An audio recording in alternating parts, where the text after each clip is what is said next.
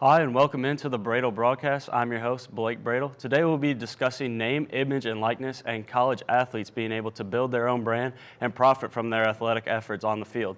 I'm joined by Taylor Sheffield and Patrick Hall to break it down. Taylor, what are your thoughts on NIL? Yeah, so first and foremost, I just wanted to say that I think it's well-deserved. First, though, I wanted to say I did see a TikTok the other day on a former college athlete, Donald De La Haye. He talked about how when he was an athlete, he had a YouTube channel also, and he was getting, a little bit of money.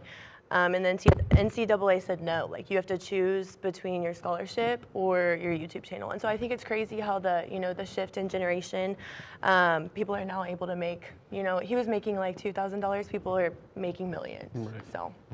Yeah, it is very interesting. I just feel like you see people on definitely content creators and influencers like the Cavender twins and Livy Dunn. They're bringing in lots and lots of money from their content creation on social media.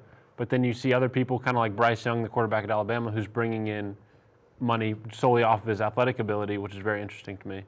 Yeah, I think it's great for these athletes to get paid. There's only 2% of college athletes that go to the pros and get those big, large contracts. So for them to be able to make money, because we sure know the NCAA is off of their talents, it's great for them to make money. Yeah. I just worry that it kind of trickles down into the recruiting cycle of things within college sports. Now, I know that you're technically not allowed to tell a kid that if you come here, you're going to hook them up with a certain amount of dollars, but I know behind closed doors, things like that is happening, and I just feel like there needs to be some type of over-governing or overseeing body, which happens to be the NCAA. They're just not doing their job well enough, and that's the problem that they've run into recently. I think it's an amazing thing, though, because athletes who come from, like, lower income households, they get to compensate due to the NIL and unlock and provide for their families and everything like that. So I think that's cool.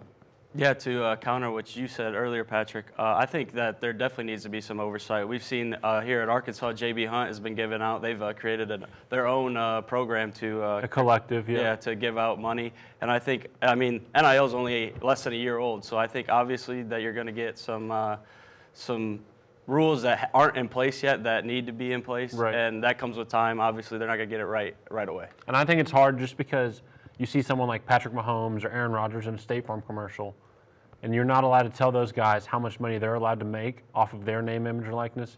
So then what's the difference between telling a college athlete how much money he's allowed to make? So there's really no set value or salary cap, if you want to call it, on anything. You can give these kids as much money as they want. Yeah.